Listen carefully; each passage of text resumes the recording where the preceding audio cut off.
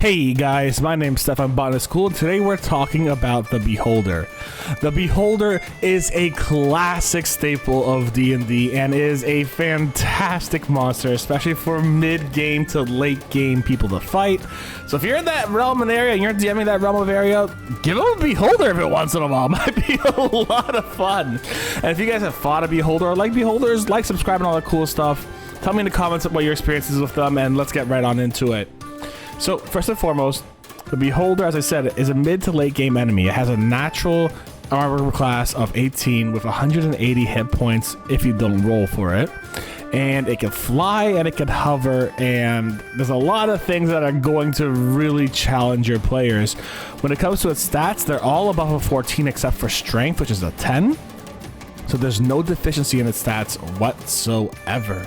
And it's kind of terrifying because that makes its saving throws very, very high. Intelligence and charisma are a +8 and wisdom is a +7. So that's going to make it harder for you to use your spell on them if you're fighting them. And it's going to make it more fun for the DM to torture their players. They also have dark vision and a very strong passive perception of 22. It's hard to sneak past this multi-eyed creature. It is wild. They speak deep speech and undercomes, so maybe you can speak to them, but in reality, it's not going to be something you're going to speak to a lot. They also have something called an anti-magic cone. Basically, the Beholder's central eye creates an area of anti-magic that is 150 feet ahead of itself in a cone. And every turn, it decides which way the cone faces and whether the cone is active or not. Y'all, that is fucked up. I'm gonna tell you right now.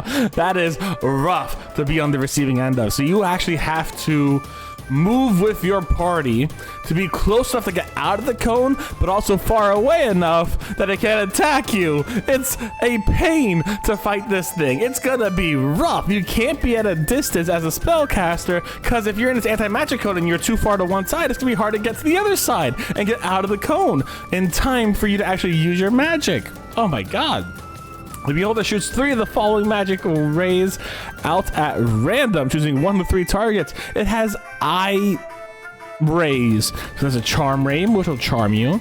There's a paralyzing ray, which will paralyze you. There's a fear ray, which will make you fear things. There's a slowing ray, which will make you slower.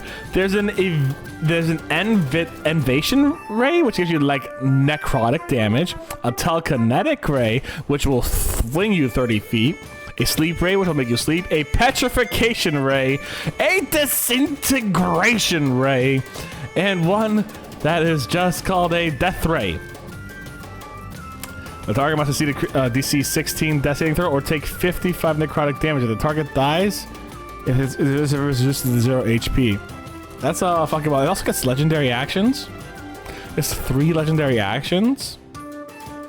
And basically, those 2 legendary actions just make you shoot more rays. They also got layer actions and regional effects and what have you. So there's a lot of things that will go wrong with this kind of creature when you're facing it against your players. And oh my god, it's great. I highly recommend looking up the Beholder and see what you can do.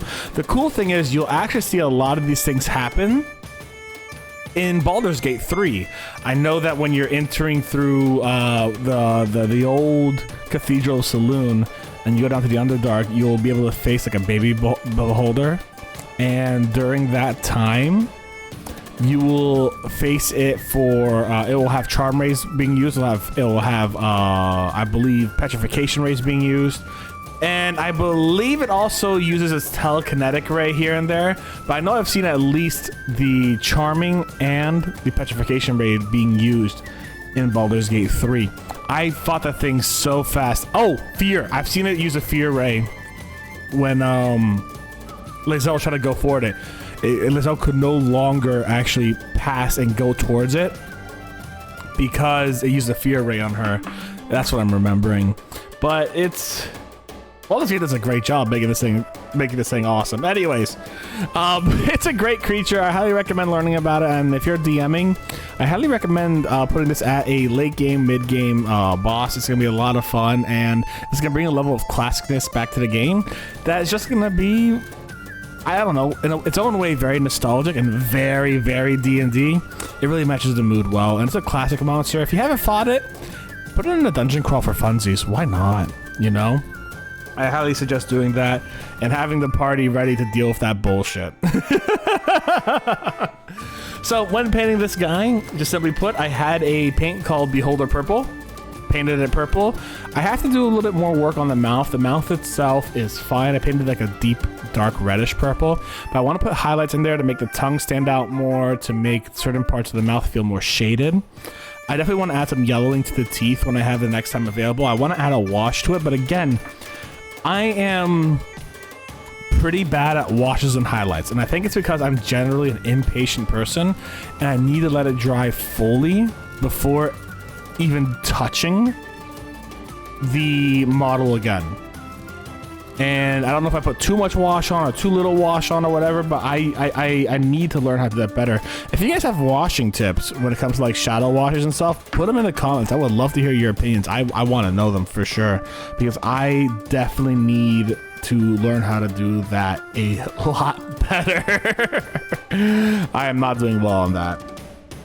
Anyways, I think that's just about all I have for you guys today. At this point in the video, you should start seeing me twirl this thing around and show you what it looks like. I do need to do the ground. I need to do the rays that are coming out of it. It's going to be a lot of fun, and I will be painting this again in the future. Do I know when? No. But I will be doing it in the future. I want to give it a lot of the detail like I end up giving the purple worm. And I want to do good by it. I am very confident I can do good by it, so I will do my absolute best to kick ass with it.